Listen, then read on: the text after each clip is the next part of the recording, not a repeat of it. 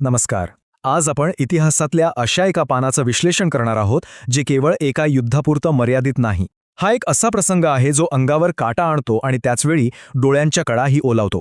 जेव्हा आपण छत्रपती संभाजी महाराजांच्या बलिदानाचा विचार करतो ना, तेव्हा शौर्यासोबतच निष्ठा आणि धैर्याचं एक सर्वोच्च शिखर आपल्यासमोर उभं राहतं. आज आपण त्याच विस्मृतीत गेलेल्या पण अत्यंत महत्त्वाच्या आणि थरारक अध्यायावर प्रकाश टाकणार आहोत. सुरुवात करूया या अंगावर शहारे आणणाऱ्या प्रवासाला. आता या भीषण कालखंडाच्या मुळाशी जाताना एक गोष्ट प्रकर्षाने जाणवते. औरंगजेबाने शंभूराजांना कैद केल्यानंतर स्वराज्यात दहशतीचं कसलं भयंकर वातावरण निर्माण केलं होतं हे या एका क्रूर आदेशावरून स्पष्ट होतं. जो कोणी महाराजांच्या पार्थिवाला हात लावेल त्यालाही मृत्यूदंड दिला जाईल.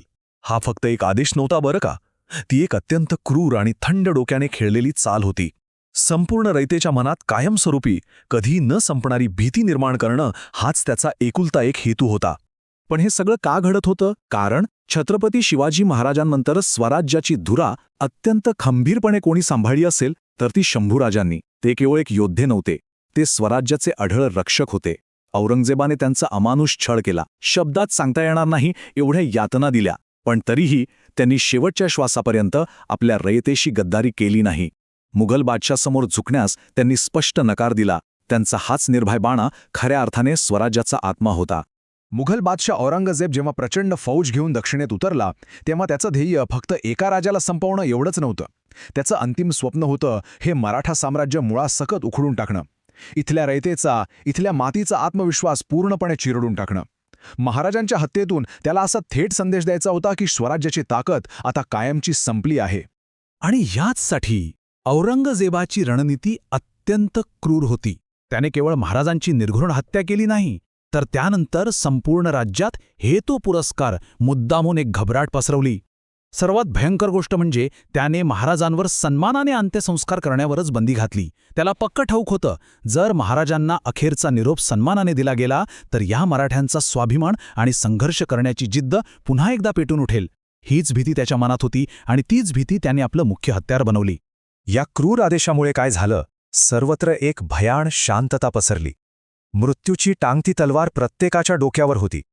मुघल सैन्याचा प्रचंड पहारा आणि क्रूर शिक्षेची भीती यामुळे सामान्य नागरिक अक्षरशः आपल्याच घरात लपून बसण्यास मजबूर झाले.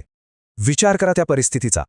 ही ती वेळ होती जेव्हा संपूर्ण स्वराज्य एका घोर अंधारात आणि निराशेच्या गर्तेत ढकललं गेलं होतं. सगळीकडे फक्त आणि फक्त अंधार होता.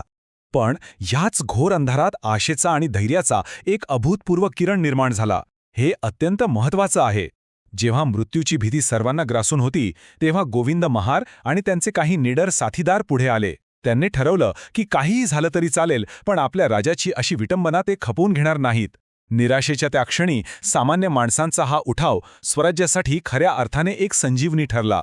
हा प्रसंग म्हणजे केवळ दोन गटांमधील संघर्ष नव्हता, हा दोन पूर्णपणे भिन्न विचारांचा महासंग्राम होता. एका बाजूला होती ती औरंगजेबाची प्रचंड मोठी लष्करी ताकद, त्याची अमानुष क्रूरता आणि दहशतीचं साम्राज्य. आणि दुसऱ्या बाजूला कोण होतं?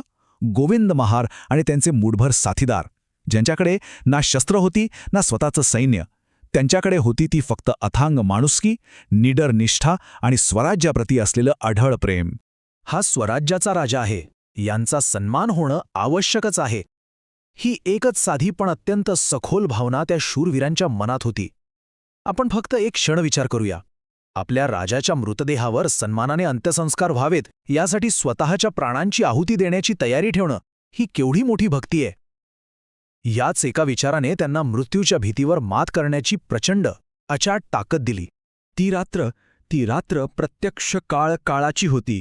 भयंकर काळोख दाटून आला होता आणि सर्वत्र मुघल सैनिकांची कडक नजर होती.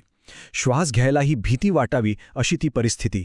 अशा भयंकर परिस्थितीत या शूरवीरांनी अत्यंत गुप्तपणे महाराजांचं पार्थिव एकत्र केलं. स्वतःचा जीव धोक्यात घालून अत्यंत भक्तिभावनेने आणि परंपरेनुसार ते गुप्त अंत्यसंस्कार पूर्ण केले. या क्षणाची तीव्रता समजून घेणं खूप गरजेचं आहे. जर त्या रात्री मुघल सैनिकांना अगदी थोडी जरी चाहूल लागली असती तर मृत्यू निश्चित होता. आणि तो मृत्यू किती क्रूर आणि वेदनादायी असणार हे त्या प्रत्येकाला चांगलंच माहीत होतं. तरीही त्यांनी स्वतःच्या जीवाची पर्वा केली नाही. त्यांनी स्वतःपेक्षा स्वराज्याला आणि आपल्या राजाला प्राधान्य दिलं. हीच ती असीम निष्ठा जिने मृत्यूच्या भीतीलाही चारी मुंड्याचित केलं. तो अंत्यसंस्काराचा प्रसंग अत्यंत हृदयद्रावक होता. एकीकडे भयाण काळोख आणि दुसरीकडे आपला राजा गमावल्याचं अथांग दुःख. डोळ्यांतून अश्रू वाहत होते. तरीही गोविंद महार आणि त्यांच्या साथीदारांनी अत्यंत आदराने आणि पूर्ण पारंपरिक परंपरेने आपलं कर्तव्य पार पाडलं.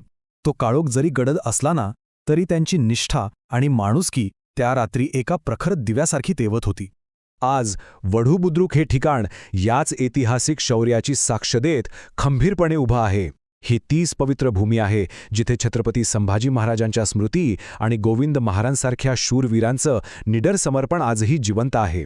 तिथल्या परंपरा, तिथला स्थानिक इतिहास आजही या घटनेचा अभिमानाने साक्षीदार आहे, जो आपल्याला या अतुलनीय बलिदानाची सतत पदोपदी आठवण करून देतो. या संपूर्ण ऐतिहासिक विश्लेषणातून एकच शाश्वत सत्य समोर येतं.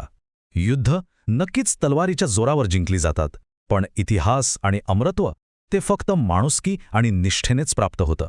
स्वराज्य केवळ राजांनी उभारलं नाही, तर ते अशा सामान्य पण असामान्य शौर्य असलेल्या रयतेने टिकवलं आणि वाढवलं. हा विस्मृतीत गेलेला इतिहास आजच्या पिढीपर्यंत पोहोचणं खरोखरच अत्यंत आवश्यक आहे.